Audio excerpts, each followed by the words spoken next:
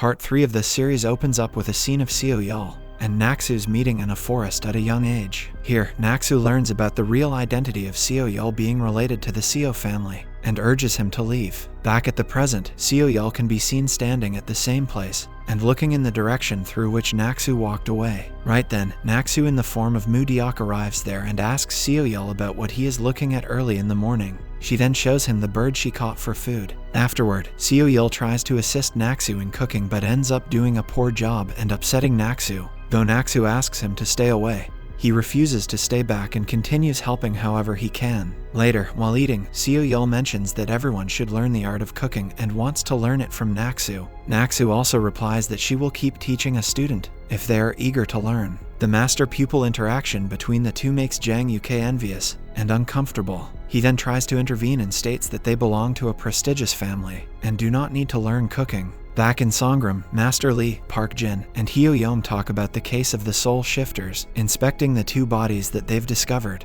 In the same way that those who discovered the bodies of Naksu's lieutenants were skeptical of Chinbugwan's connection with the soul shifters, Park Jin is as well. Master Lee quickly draws a comparison between Naksu's soul shifting and BuIIies and assumes BuIIies to be the real Naksu. Later, when Park Dang-gu and Seo are ready to depart Denyangak, Park Dang-gu notices Jang Kang's sword and requests Jang Yuke to let him take the sword. Next, when Seo shows his concern for Naksu, she tells him about Denyangak. Park Dang-gu and Jang Yuke, however, see the situation differently, which makes Jang Yuke feel jealous. He then decides to interrupt the conversation and returns only after taking back his father's sword from Park Dang-gu. Later, before starting the training, Naksu attacks Jang Yuke with some harsh words, frustrating him so that he learns to defend himself via dedicated practice. Sometime after, Jang Yuke is spotted practicing hard in Denyangak. The scene then shifts to Songram, where Park Jin inquires Seo about Jang-uk's well-being and learns that he is leading a peaceful life. Here, Seo admits to Park Jin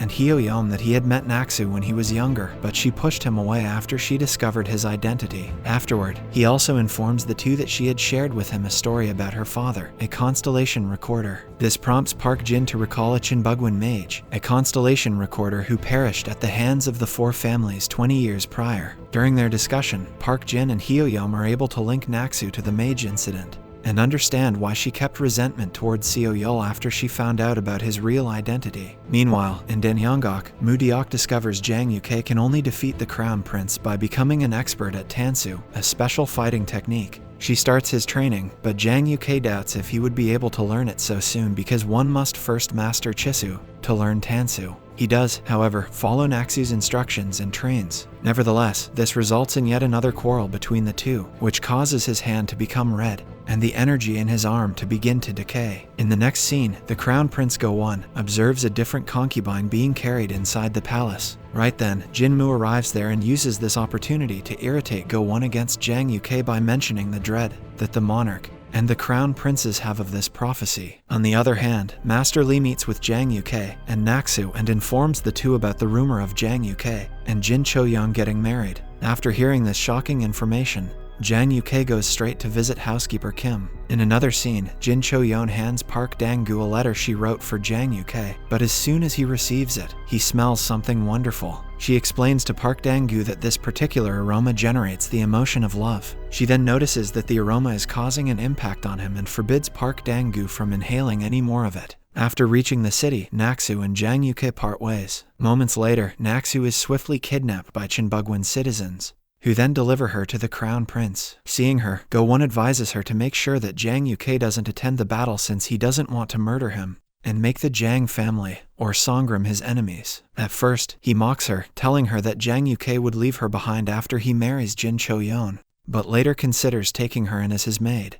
To his dismay, Naksu declines his offer, claiming that she won't serve just anybody. Elsewhere, at Jang family's house, Jang Yuke opposes the marriage and argues with Kim. He claims that she needs to handle the problem because he does not want to marry into the Jin family. In the following scene, as Naksu is walking out from the Crown Prince's place, she is approached by Jin Cho-young, who then asks her to accompany her. Here, Naksu learns that she is being plotted against by Jin Cho-young, but however, she decides to tag along with her in order to flee from Jinmu's assistant, keeping an eye on her. Later, as Naksu enters the Jin family's house, a strange smoky texture surrounds her, and unease infuses the entire mansion. Surprisingly, when she enters Jin Chioyeon's room and looks at a mysterious mirror, it surprisingly sucks her in. Meanwhile, Jang Yuke inquires about his biological father with housekeeper Kim, but the conversation is interrupted by a message from the Jin family asking them to come over to their house. Next, when Jang Yuke arrives at Jin's family's house, he is informed that her riches along with her personal maid have vanished. In the next scene, we are shown the history of Diho. He mentions that with the aid of the founder of Songram Seo Jeong, Master Lee's instructor, the horrible past of Diho, which was associated with an ice stone that created a cursed black powder, came to an end.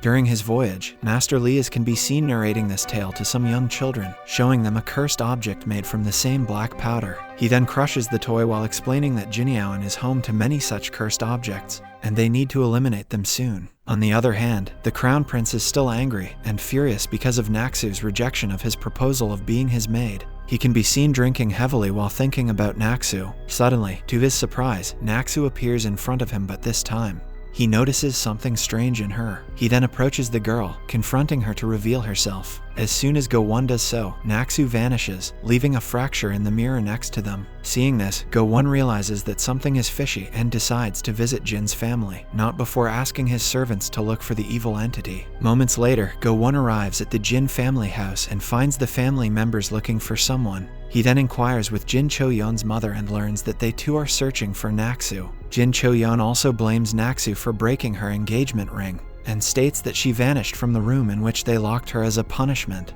Later, Park Dong-gu and Seo-yeol arrive there, with the former claiming to be there for Naksu. The Crown Prince is then informed by Seo-yeol that he too saw Naksu while reading a book, and she vanishes when he tries to confront her. He also states that she returned back to a mirror-like world, leaving a broken mirror behind. Right then, Jang Yuke also walks in and refuses to leave without his maid, Naksu. Elsewhere, we see Park Jin and Hyo Young talking about the ice stone that was destroyed by Du Hwa's father, Seo Jeong, a long time ago. They also discuss that the only method to shift souls to another body without mastering the Hwansu technique is by using the ice stones. Looking at the dog that Master He carries around, Park Jin is sure that someone has uncovered the stones and remembers the war that occurred because of the stone. On the other hand, at Chunbugwan, Jinmu can be seen looking at the ice stones and asking his subordinate to select a body into which he wants to shift his soul. Desperate to find Naksu, Jang Yuke requests Jin Cho-yeon's mother to open the doors to Jinyeon, a secret room in the house. Reluctantly, the mother agrees to open the door to the room and gives Jang Yuke only an hour to find Naksu.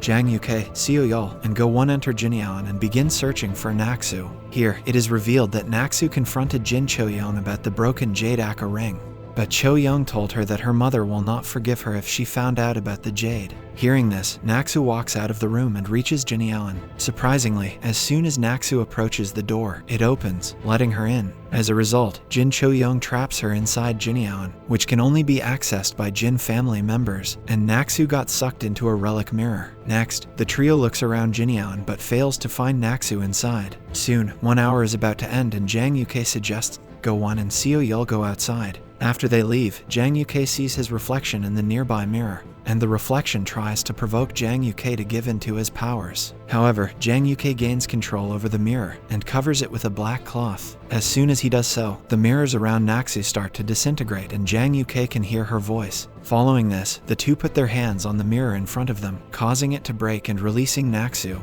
Then the door of Jinyeon opens and Jang Yuke walks out, carrying unconscious Naksu on his back. Following this, Jin Cho-yeon confesses to breaking the family jade and blaming it on Naksu. Hearing this, her mother apologizes to everyone for her daughter's irresponsible behavior. Later, Naksu tells Kim that she is feeling irritation in her eyes and is finding it difficult to keep them open. Hearing this, Kim mentions that it is due to the bright light coming out of the mirror before, and suggests she put a cloth over her eyes. Soon, Seo-yeol, Park Dang-gu, and Go-won arrive there and request to take Naksu away for treatment. To their dismay, Naksu refuses their proposal and decides to go with Jang Yuke instead. The next day, Naksu reveals to Jang Yuke that she felt a similar surge of energy that she felt at the riverside before and claims to have come out of the mirror using his powers. Jang Yuke also mentions that he too contributed to taking her out of the mirror by covering it with a black cloth. Hearing this, Naksu asks him to remain silent as she is his master and a pupil can never be more powerful than a master. In the following scene, Jinmu meets with Jin Choyeon's mother and gives her a suggestion to change her decision to marry her daughter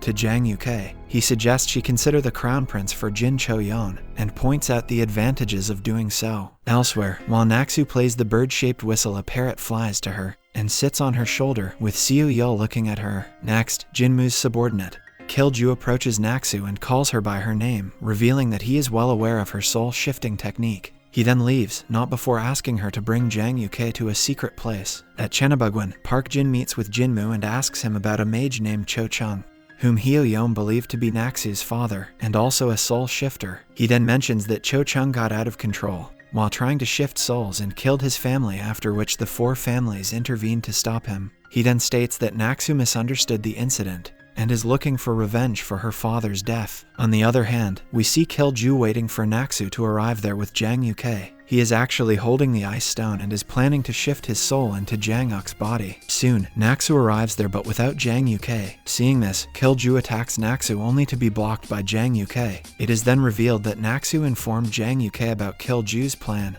and he could not let her go alone and face Kilju. In the last scene, Jang Yuke and Kilju continue fighting, making their way out in the rain. Jang Yuke has faith in Naksu, and he removes the beads from his wrist and successfully performs tansu. The episode ends with Kilju not getting severely injured from his attack, and begins performing alchemy of souls to transfer his soul into Jang Uk's body. Subscribe to see more videos like this, turn on the notifications, and leave a like to help the channel out. Thanks for watching.